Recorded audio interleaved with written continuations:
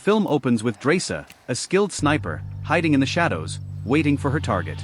As a plane lands, a man steps off, and in one swift motion, Dresa takes a shot. Afterward, she calmly retrieves the spent shell casing and disappears into the night. Meanwhile, Levi, haunted by a nightmare, drives away from his home, seeking solace by the sea. He's a man who once served as an elite sniper, but now, he's detached from the military world. He receives a mysterious message from an unknown sender and heads to a Marine Corps base, where he meets Agent Bartholomew. She knows all about him, his past in the military, and his decision to leave it all behind after a psychological evaluation deemed him unfit for service. Though still a highly skilled sniper, Levi refuses to take on any contracts, choosing to live a quiet, isolated life. Far away, in a small Lithuanian village, Dresa visits her mother's grave on her death anniversary. Her father asks about her latest job killing a Belarusian oligarch. She admits it was difficult because he also had a family. But her father reminds her that the man sold deadly weapons, harming countless children. How many lives did he destroy? He asks. And the world is better off without him. Dresa hands her father a shell casing from her latest job, which he adds to his collection, a tangible reminder that despite the moral weight, she believes her work serves a greater good. Dresa's father asks her to stay, but she has orders to report to Moscow tomorrow. He hates it, she's Lithuanian, not obligated to obey. Terminally ill, he doesn't want to suffer, so he's chosen to end his life on Valentine's Day. His final request: wherever she is on February 14th, light a candle, look at Orion, and say goodbye. Meanwhile, Levi embarks on a mysterious mission. His plane can't enter the restricted zone. To reach his post, he must travel on foot, 38 kilometers north. His gear is confiscated, only a sealed envelope is handed to him which holds his mission details. Levi parachutes into a dense forest and treks through the mountains to his destination. There he meets Jasper, the soldier he's replacing, who has spent a year in total isolation. Levi knows nothing about his mission, not even what country he's in. Jasper can't help, he was just as clueless when he arrived. Soon Levi is led to his new home, a fully autonomous tower equipped with solar panels, a generator and a rainwater system. Across the gorge stands an identical Eastern Bloc outpost. The ravine between them is heavily mined and filled with deadly traps, making any crossing impossible. Each side has one job: hold the line. He must conduct a daily patrol of the western border, inspect fortified defense points and check in with the outside world once a month. Satellite transmitters are installed all along the border, making it invisible to drones and surveillance. There is no communication with the outside world. In an emergency, a panic button alerts authorities. But if all systems fail, the mysterious stray dog protocol activates. Jasper's only warning: if Levi hears sirens, he must run. For 75 years, soldiers from both sides have guarded this place, but no one knows what lies inside the gorge. The mission is clear: nothing gets out. A year ago, when he took over, Justin also thought his predecessor had gone crazy, but he got to see something the guards dubbed hollow men. Justin doesn't know what they are, though the phrase is taken from a poet's work.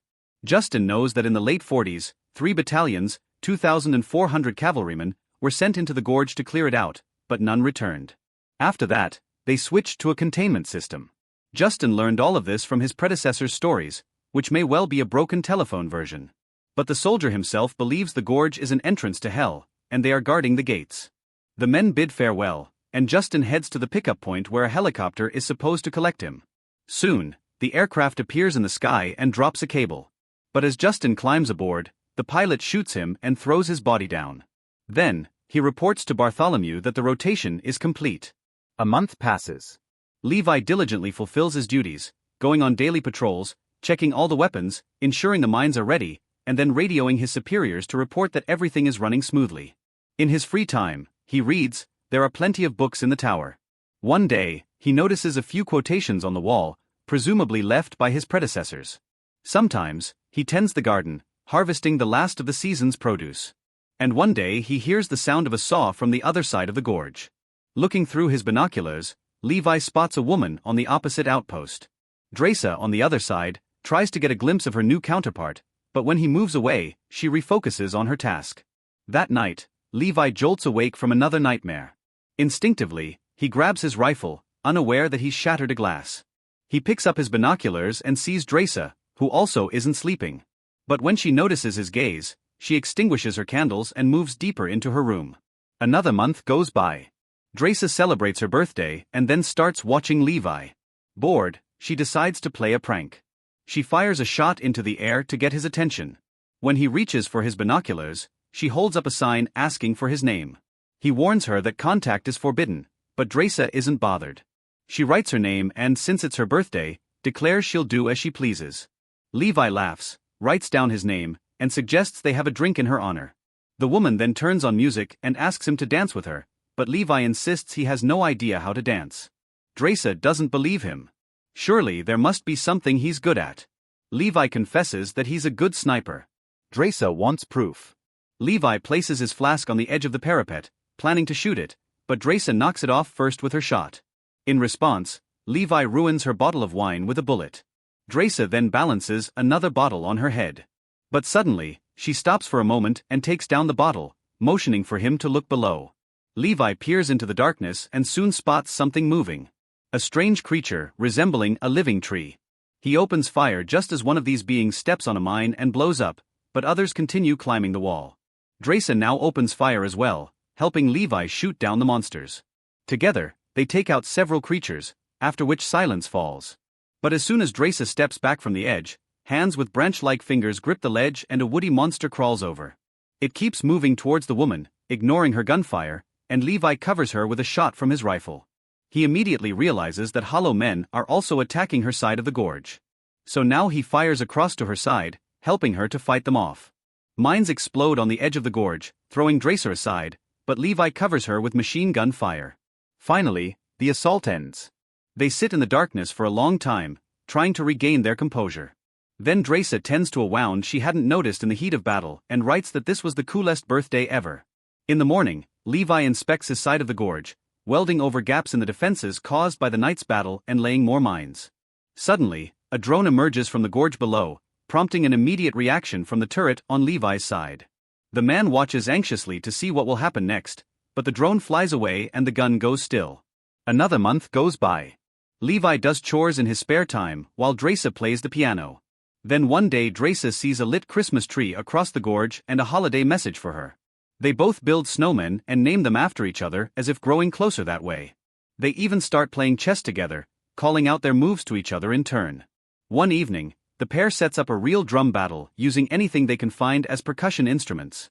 February arrives. Levi wakes once again from a nightmare and goes out onto the balcony where the wind is howling. He realizes Dresa is also awake.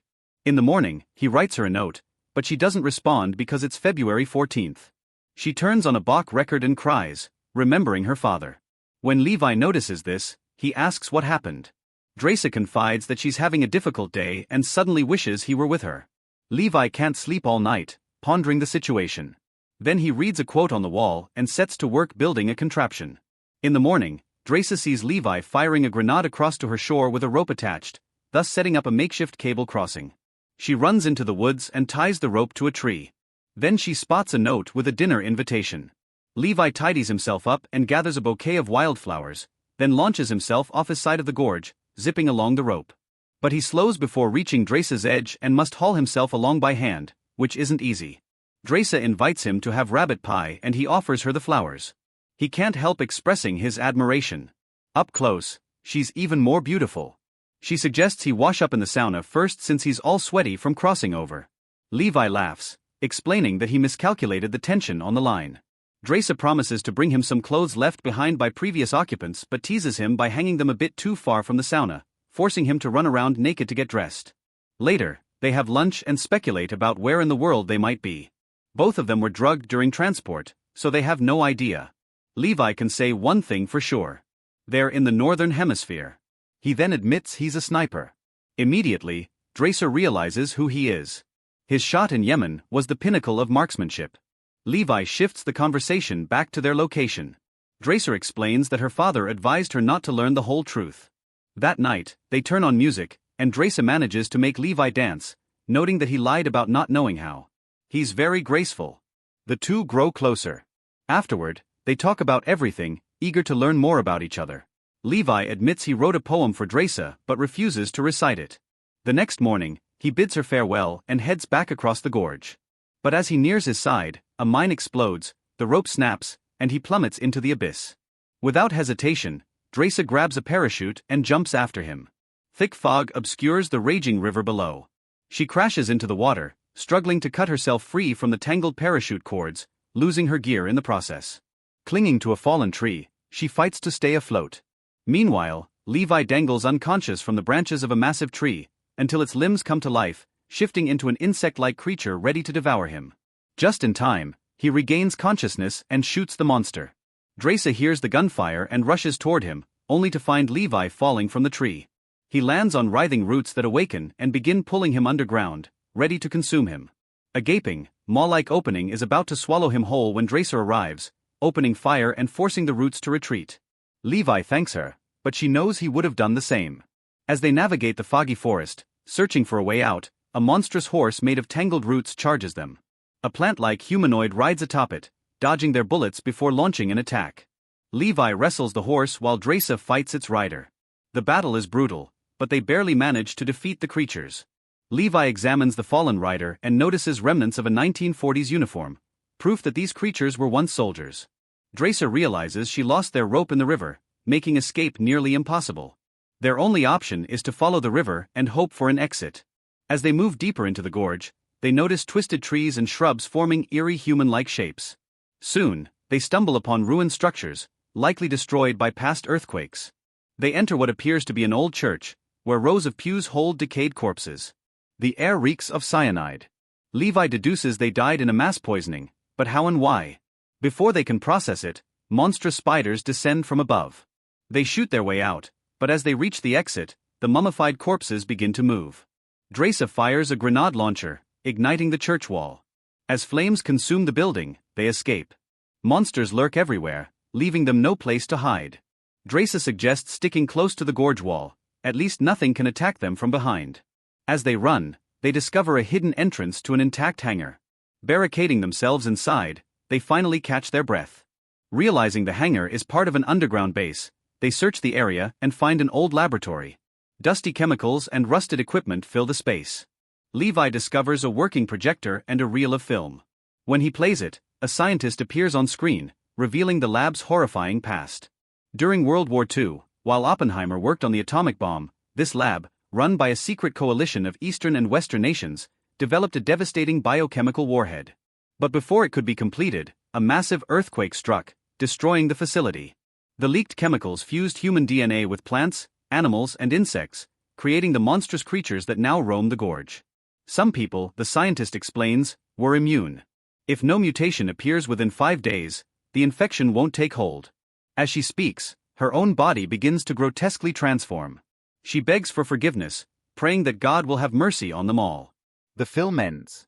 Among the scattered lab materials, Dresa spots a sealed ampoule containing an unknown solution. Before they can examine it further, they enter another room, this one filled with modern equipment, far newer than the 1940s lab. The facility was active until recently. But why not simply destroy it to prevent the spread of these horrors? Levi boots up a computer. A name appears on the screen, Dark Lake. Levi realizes they were never working for the military, but for a private company, one powerful enough to operate in the shadows. Dark Lake's drones have been collecting hybrid specimens worldwide, likely to create super soldiers while keeping its secrets buried. Scanning the computer screen, Levi spots a program labeled Stray Dog, a name that immediately triggers Jasper's warning. It's a failsafe. A thermal bomb designed to incinerate the gorge if containment failed. But the earthquake must have damaged it. Accepting the bleak reality, Levi tells Dresa that, even if they don't make it out, meeting her was worth it. Just as they prepare to move, Dresa realizes she left her bag, with all their ammunition, by the entrance. They have no choice but to go back. Tossing a smoke grenade for cover, they head outside. Dresa retrieves the bag, but a long thorny root lashes out from the haze, coiling around her leg and yanking her away at terrifying speed. Levi barely dodges as a root rider, a monstrous humanoid on horseback, snatches her and vanishes into the darkness. Dresa struggles, hacking at the root, but she's slammed into something hard and blacks out. Levi gives chase, tracking her to a ruined missile silo. Inside, Dresa regains consciousness, dangling in a darkened chamber. A hollow man looms over her, staring at her hungrily. She fights to break free, but the creature is unnaturally strong. Seizing a burning log from the fire pit, she thrusts it into the monster's chest, setting it ablaze. Dresa sets it on fire with a log from the fire, but it nearly overpowers her. Then Levi appears, saving her. He examines the Hollow Man and realizes it's the remains of one of his predecessors, the very officer who had named the creatures Hollow Men. They leave and soon discover damaged rockets and a crowd of mutated humans, their fusion with plants turning the space into a web-like nightmare. Dresa and Levi pick their way past, but one plant human grabs Dresa and Levi struggles to free her. They flee, shooting at the living tendrils, until Dresa fires a grenade, setting the half-plants ablaze so they can escape. Before long, they find a still functional jeep fitted with a powerful winch and drive it to the cliff face. While Dresa fights off Hollow Men, Levi uses the winch to fling the cable up top, and the vehicle starts pulling them upward, but the monsters won't quit. The entire way up, they have to fight Hollow Men, nearly falling into the abyss. When they're just a few meters from the top, Levi almost slips but manages to grab hold of the frame. He punctures the gas tank so fuel drenches the creatures still clinging to the rope. Levi ignites the fuel and the jeep plunges down, knocking the Hollow Men loose while Levi and Dresa dangle off the cliff, and then cut the rope. They manage to reach Dresa Tower. After taking a moment to compose themselves, they consider what to do next. If they're infected, there's only one choice. Go back down. But they need to wait 5 days first to see if symptoms appear. Levi confesses that he was sent here because he has no one, so no one would look for him. But now everything has changed. Dresa suggests fleeing to France, but Levi believes they must destroy the gorge first. He crosses back over and radios his superiors, reporting that everything is normal. However, the Dark Lake drones have detected activity from the Eastern Observer, so Bartholomew orders Levi's elimination.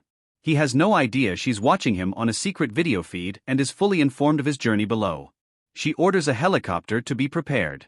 The next morning, Levi and Dresa make their usual rounds when a helicopter appears.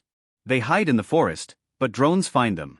The two try to break out of the kill zone of the Gorge's missiles, but the drones open fire, wounding Levi.